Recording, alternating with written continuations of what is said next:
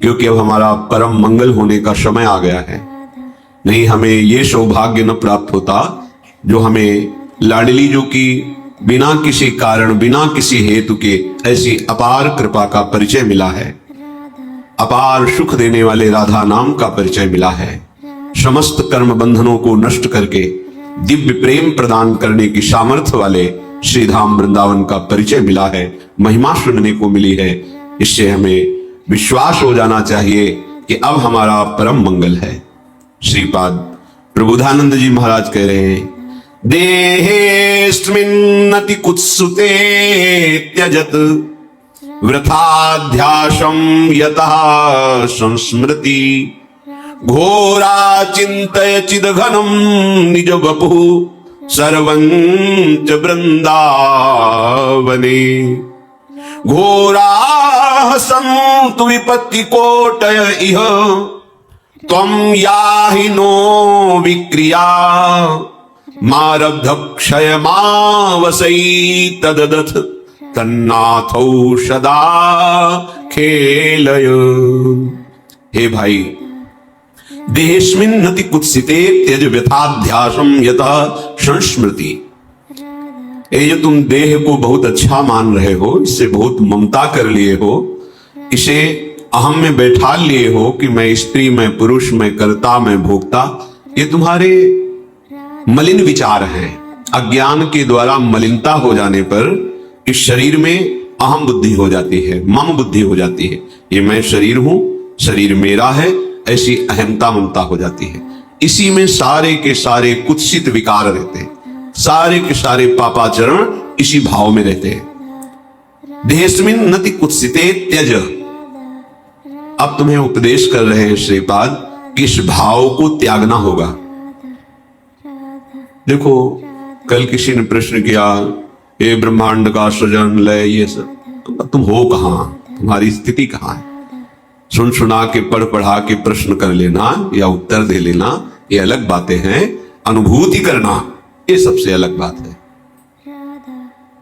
इतना हम देह भाव में मगन हो गए हैं, तन्मय हो गए हैं कि ऐसा हमें भान ही नहीं होता कि मैं शरीर नहीं हूं। 3.5 हाथ के शरीर में अपने हाथ से ना आप रह रहे हैं, फिर भी आपको अपना परिचय नहीं है। बहुत ज्ञानी बनते हो, बहुत प्रश्नकर्ता बनते हो, ऐसा लगता है कि तुम्हें सब शास्त्रों का ज्ञान हो गया है।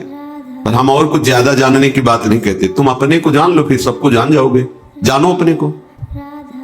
अपने को तो तुम देह माने हुए हो, अपने को तो तुम बुद्धि माने हुए हो। मैं बुद्धिमान, मैं ज्ञानवान, फिर तुम हो क्या?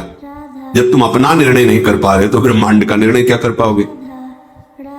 ये जब तक देह भाव है तब तक केवल सद असद क्रियाएं होती रहती है। ध्यान देना हमारी बात पर। उसे ब्रह्मानुभूति या भगवदानंद की छाया भी अनुभव में नहीं आएगी। यह अध्यात्म है, ये बुद्धि की धरा से नहीं, ये बुद्धि के लय होने पर होती है। और जितना ऐसा बुद्धि की ही ये चालबाजी है, जब तक हमारी बुद्धि तत्व में लय नहीं हो जाती, ब्रह्म में नहीं हो जाती, भगवत में नहीं हो जाती, तब तक विशुद्ध ज्ञान, परम शांति, परम सुख, परमानंद, ये सब केवल बातों में रहता है, अनुभूति में नहीं आता। इसलिए आदेश करते हैं, यदि तुम्हें सत्संग मिला है तो कम से कम थोड़ा तो विचार करना शुरू करो कि इस शरीर में नहीं हो। यह हमें शरीर सेवा के लिए मिला हुआ है, बिल्कुल परम सत्य बात है। ऐसी कमाई करो अच्छे कर्मों की और उनको प्रभु में समर्पित कर दो। ऐसा संकल्प करो जगत मंगल के लिए, भगवत सेवा के लिए, और उसको प्रभु को समर्पित कर दो। ऐसा स्वभाव बना लो कि सबका हित, सबका मंगल और भजन। जीवन मुक्त हो जाओगे। जो परमहंसों को परमानंद की अनुभूति होती है वो आपके हृदय में स्फुरित हो जाएगी। इतना आनंद कि फिर और कोई चाह नहीं रहेगी। जैसे कोई तुम्हें जबरदस्ती विष खवावे तो तुम्हें कैसा लगेगा? उसके प्रति तुम्हारी कैसी भावना बनेगी? ऐसे ही जिसे भगवदानंद की अनुभूति का अंदर भाव आने लगता है कि मुझे भगवत प्राप्ति करनी है, भगवदानंद में डूबना है, तो उसे विषय भोग देने वाला अंदर से वैसे ही लगता है जैसे कोई तुम्हें विष खवावे तो कैसा लगेगा? आप खाएंगे नहीं और बहुत ही उससे दूरी बनाने की इच्छा हो जाएगी। ऐसे ही इस मार्ग के पथिक के हृदय में ऐसी भावना होती है। जी नहीं, वास्तविक हृदय से कहता हूं, जिसे तुम सुख समझ रहे हो, जिसे अपने लोग सुख समझ रहे हैं भोगों को, ये केवल फसाव है, माया का एक भुलावा है, उसमें सुख नहीं है। सुख देखना है तो एक बार इस जन्म में निश्चय करो। इसी भुलावे सुख में आपने अनंत जन्म व्यतीत किए, पर अभी तक आपके हाथ कुछ नहीं लगा। एक बार बात मान लो और ये जन्म प्रभु को दे दो। अगर इस लोक और परलोक की कोई भी कामना तुम्हारी बकाया रह जाए तो हमें बताना, डूब जाओगे, परमानंद में डूब जाओगे। तुम्हें सोचना नहीं पड़ेगा, सोच खत्म हो जाएगी। बिना सोचे सब होगा जो तुम करके सोच के भी नहीं कर पा रहे हो। प्रसन्नात्मा न सोचती न कांक्षती, ऐसी अद्भुत स्थिति। पर इसके लिए आपको ये छोड़ना पड़ेगा। ये जो कुत्सित शरीर में अहमता ममता, गंदी बातें देखना सुनना भोगना, ये छोड़ना होगा। क्योंकि इसको जब तक नहीं छोड़ोगे तो शरीर भाव तुम्हारा और पुष्ट होता रहेगा। शरीर भाव पुष्ट होता रहेगा तो जन्म मृत्यु नाना प्रकार के दुख सुख ये आकर्षित करते रहेंगे। जहां आपने अधर्माचरण छोड़ा और भगवत चिंतन कर रहे हैं, आपका हृदय निर्मल होने लगेगा। तो ये शरीर अपने आप अलग दिखाई देगा। उसमें मैं शरीर नहीं हूं ऐसा चिंतन नहीं करना पड़ता, अपने आप ही अलग दिखाई देता है। मन बुद्धि अपने आप अलग दिखाई देते हैं, स्वभाव अपने आप अलग दिखाई देता है।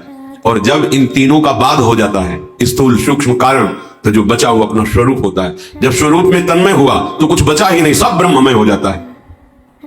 लगो, अनंत जन्म लगा दिए जहां तुम्हारे हाथ कुछ नहीं लगा। एक बार प्रार्थना मान लो, सब कार्य करते हुए। हम ये नहीं कहते कि आप सब छोड़ करके किसी गुफा में चले जाओ, समय नहीं। जहां हो वहीं रहते हुए इतना समझ लो कि ये देह तुम्हारी तत्रापि क्षणभंगुर रहा है, दुर्लभ, पर कभी भी नष्ट हो सकती है। किसी भी उपाय से तुम इसे बचा नहीं सकते देह को, इसका नाश अवश्यंभावी है। तो इस देह के छूटते छूटते तुम ऐसी कमाई कर लो कि तुम्हें आगे दुख न देखना पड़े। जो अज्ञानी जन हैं, जिनको सत्संग प्राप्त नहीं है भगवत कृपा से, वो जब भागवतिक बातें सुनते हैं तो उनको विश्वास नहीं होता। क्यों? क्योंकि इतना असत आचरणों में वो लीन है कि ये बात भी उनको समझ में नहीं आती, बर्दाश्त नहीं होता कि इसको छोड़ करके भी कोई सुख है। और जबकि जिसे सुख कहते हैं वो इसके छोड़ने में ही है। त्यागात शांति अनंतरम, सब शांति चाहते पर भोग के। और भगवान कह रहे जिन्होंने रचा है, त्यागात शांति अनंतरम, त्याग करते ही शांति का प्रादुर्भाव हो जाता है। वो शांति जो किसी भी स्थिति में विचलित ना कर सके, उसका ज्ञान प्राप्त होता है इस शांति से। और उस ज्ञान से वो अपनी इंद्रियों को, मन को अंतर्मुख कर लेता है। फिर जो उसे स्वरूप बोध होता है, फिर वो परम शांति मचिरेणाधिगच्छति। आप कोई भी द्वंद्व, महाप्रलय भी उसके हृदय में दुख पैदा नहीं कर सकती। ये है सुख जिसका कभी नाश नहीं होता। इसी की प्राप्ति केवल इस मनुष्य शरीर से है और किसी शरीर से नहीं। ये सब तो आप खुद देख लो, पशु पक्षी भोग रहे हैं, पशु पक्षी नींद ले रहे हैं, आहार कर रहे हैं, उनको भी भय है। देखो, उनको भी बाल बच्चा पैदा करने की प्रक्रिया मालूम है, उनकी भी संतानें होती हैं, वो अपने भी संतान से प्यार करते हैं, वो भी मेहनत करके दाना पानी ला के अपने बच्चे का पोषण करते हैं। आप में और उनमें अंतर क्या रह गया? पशुओं में, पक्षियों में और आप में अंतर क्या रह गया जिसके लिए शास्त्र जय घोष करते, दुर्लभो मानुषो देहो, बड़ा दुर्लभ मनुष्य देह। ये दुर्लभता है कि वो शरीर राग और भोग राग त्याग करके परमात्मा चिंतन नहीं कर सकते। आप कर सकते हो, आप परमानंद की अनुभूति कर सकते हो। ये क्षुद्र ओस कड़ों से प्यास नहीं बुझेगी। एक बार हिम्मत करके इस दलदल से निकलने की चेष्टा करो।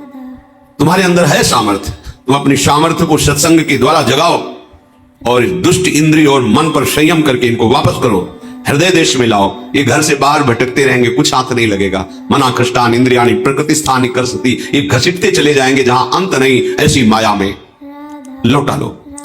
श्रीपाद कह रहे, बहिर्गत दृगंतर धैर्य मालम्ब नित्य स्मृति रधिवश वृंदारण्य मन्यान अपेक्षा। तुम किसी की अपेक्षा मत रखो कि तुम्हें कोई साथ देगा, सहयोग देगा या सुख देगा। याद कर लो शब्द, ये ब्रह्म शब्द है। तुम ऐसी सोच मत रखो कि तुम्हें कोई साथ देगा, तुम्हें कोई सहयोग करेगा परमानंद प्राप्ति का, तुम्हें कोई सुखी कर सकता है। ये भ्रम हटा दो। ये जो तुम्हारा आंतरिक मन बुद्धि कि हम तो गंदे आचरण करें, अधर्म से धन कमाए, मनमानी भोग भोगे और विश्व में कहीं कोई ऐसा जादूगर तांत्रिक मंत्रवेत्ता कोई ऐसा मिले जो छूछा कर दे, मंत्र जंत्र बांध दे